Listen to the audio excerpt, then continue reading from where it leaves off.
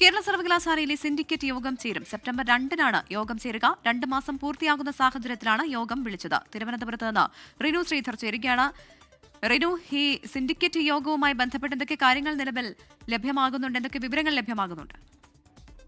പ്രവിധ കേരള സർവകലാശാലയിൽ സിൻഡിക്കേറ്റ് യോഗം സെപ്റ്റംബർ 2-ന് ചേരുവാൻ വേണ്ടി തീരുമാനിച്ചിട്ടുണ്ട്. നമുക്കറിയാം, ഭാരതാംബ വിഷയവുമായി ബന്ധപ്പെട്ടുകൊണ്ട്, അതായത് കാവിക്കൊടി ഏന്തിയ ഭാരതാംബ വിഷയവുമായി ബന്ധപ്പെട്ടുകൊണ്ട് വലിയ രീതിയിലുള്ള അസ്വാരസ്യങ്ങൾ നടന്നതിന് ശേഷമാണ് ഈ രജിസ്ട്രാർ അനിൽകുമാറിനെ സസ്പെൻഡ് ചെയ്യുന്നത്. എന്നാൽ അദ്ദേഹത്തിനെ സസ്പെൻഡ് ചെയ്തില്ല എന്നുള്ളത് സിൻഡിക്കേറ്റ് യോഗം ചേർന്ന് തീരുമാനിക്കുന്നു. അദ്ദേഹം ഇപ്പോഴും ഈ ഓഫീസിൽ വരുകയും ചെയ്യുന്നുണ്ട്. പക്ഷേ VC പറയുന്നത് അദ്ദേഹത്തെ സസ്പെൻഡ് ചെയ്തിട്ടുണ്ടെന്നാണ്. എന്തായാലും രജിസ്ട്രാറുടെ ചുമതല മിനി കാപ്പന് നൽകിയിരുന്നു. ഈ മിനി കാപ്പനാണ് ഇപ്പോൾ ഈ ഒരു സിൻഡിക്കേറ്റ് യോഗം വിളിച്ചു ചേർക്കുവാൻ വേണ്ടി നോട്ടീസ് നൽകിയിരിക്കുന്നത്. പക്ഷേ ഇടത് സിൻഡിക്കേറ്റ് അംഗങ്ങളൊന്നും തന്നെ ഇത് അംഗീകരിക്കാൻ വേണ്ടി തയ്യാറായിട്ടില്ല. ഈ ഇടത് സിൻഡിക്കേറ്റ് അംഗങ്ങൾക്ക് യൂണിവേഴ്സിറ്റിയുടെ വിഷയങ്ങൾ ചർച്ച ചെയ്യുന്നതിന് വേണ്ടി സിൻഡിക്കേറ്റ് യോഗം ചേരേണ്ടത് അത്യാവശ്യമാണ്. പക്ഷേ ഇത് നിയമപരമായിട്ടല്ല ഇത്തരത്തിലൊരു സിൻഡിക്കേറ്റ് യോഗം വിളിച്ചു ചേർത്തിരിക്കുന്നത് എന്നുള്ളതാണ് അവർ പറയുന്നത്.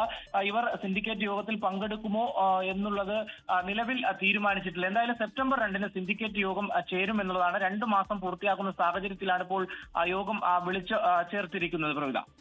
ശരി, റിനു ശ്രീധറാണ് വിവരങ്ങൾ നൽകിയത്.